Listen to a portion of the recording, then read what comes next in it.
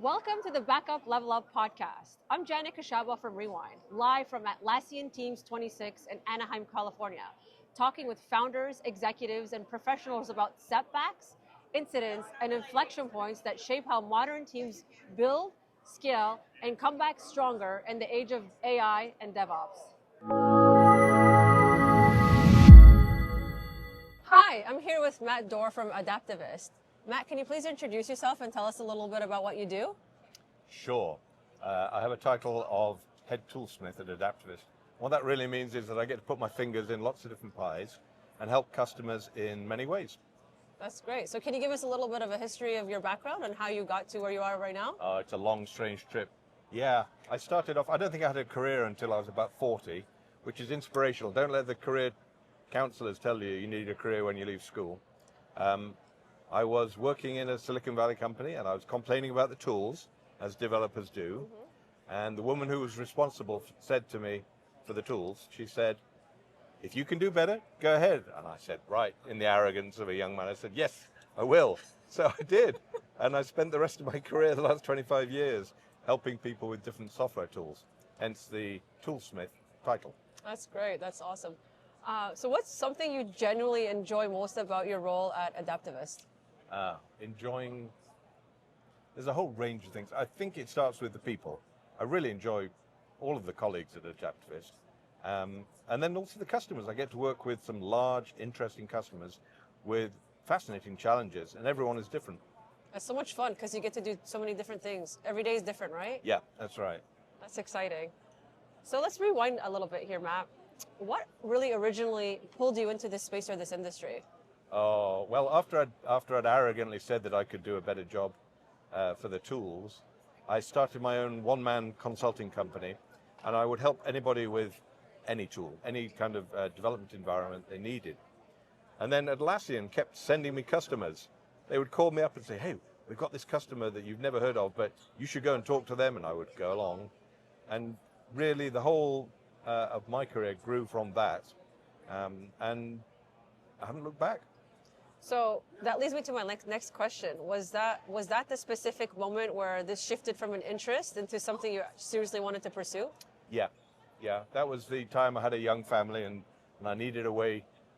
I'd reached a point where I was being asked to either be a developer or a manager, and it felt like an artificial split. So I said I'd go and consult and take the risk on myself. And that was a challenge for our family. It was not a standard way of working, but it turned out, I think in 5 years as a one-man operator, I had like 2 days where I wasn't booked in 5 years. Wow. So that's that impressive. turned it, yeah. That's impressive, Matt. So how did you go from that initial idea to something real, so the first customer or meaningful traction? This is what people always ask me about consulting.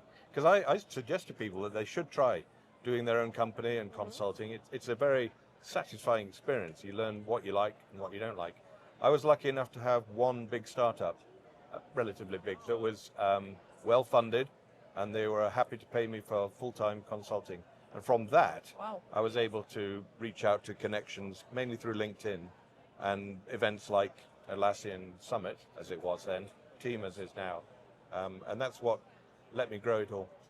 That's great. So looking back, what was harder than you expected at that stage? That stage, this is back in 2009, I mean. Atlassian wasn't really clear how they wanted to go with community. I'd been part of setting up early events up in San Francisco and the Bay Area, and I was always trying to encourage Atlassian that we should do more here. And, 5 years later, they did, and they got it, and they've staffed up wonderfully. But that was an uphill battle at that time. So what did you have to learn quickly? Oh, many things. I think any consultant knows that feeling when the customer says, oh, could you do this for us? And in your head, you're thinking, I've never used that tool, but I'm betting I can. It seems like something I can learn really quickly. So a whole series of tools that you just say, I'll come up to speed. And with Jira and Confluence, one of the huge things was that we had the source code at that time. Made it so much easier to create the new plugins for people and understand what's going on in the tool. That's great. That's a lot to learn in a very short time. It was. So let's focus on the turning point right now. So what was the moment when things really started to click for you, Matt? Was it a decision, a hire, a market shift? What actually changed the trajectory of your career? Oh, yeah. So after I ran my own company for 5 years, it turned out I got really lonely at lunch with not having colleagues to eat with. So I went and joined Service Rocket to help with the technical side of the consulting there. And that was great. They were based in Palo Alto, another Atlassian solution partner. And I think that was an eye-opener to see how they understood the relationship with Atlassian and what they could do. And I had colleagues for lunch. It was great. That's great. That's awesome. Was there a risk that you took that in hindsight made a disproportionate impact? There were risks. I mean, starting your own consulting company is a risk. If you don't have any customers, you don't have any money. But it turned out that wasn't the biggest risk. I think the biggest risk these days I'm seeing is the rapid rate of change out of Atlassian. Very hard to keep track of all the changes that are coming, both on the user and admin side and on the developer side. And that's an ongoing challenge. That's awesome. And on the flip side, what's something you did early on that you would never do again? Oh, I've got a few of those. One major one I remember was for a large client that you would know in San Jose, and they wanted to merge some Jira instances. And it was over at Christmas time, and I decided in my arrogance that we could merge it at the database level, which was a technical mistake, but I was sure I could do it. And I did, but it took me a month of solid work, and I lost Christmas with my family that year. No. So, Never again. No, Never learn again. from that. Yes, absolutely. Let's focus on the level up right now. So what's one lesson that fundamentally changed how you operate today? Yeah. I think coming to an understanding that it's the people who use the technology. So I love the technology, years and years. I love the sense of it's a puzzle, something I can play with, very satisfying. But in the end, it's the people who are going to be using it and the people who are paying your paycheck. So that's the coming to understand that's where I should start, not with the fun technical stuff, but with the people. Right. So if someone is trying to get to that next level right now, Matt, if someone's trying to step into a similar role to yours, what should they focus on that actually moves the needle? Is there one piece of advice that you can give to our watchers? I can. People's pain. You've got to understand what is it that your customers are most annoyed about and would make them would have the biggest impact on their work efficiency.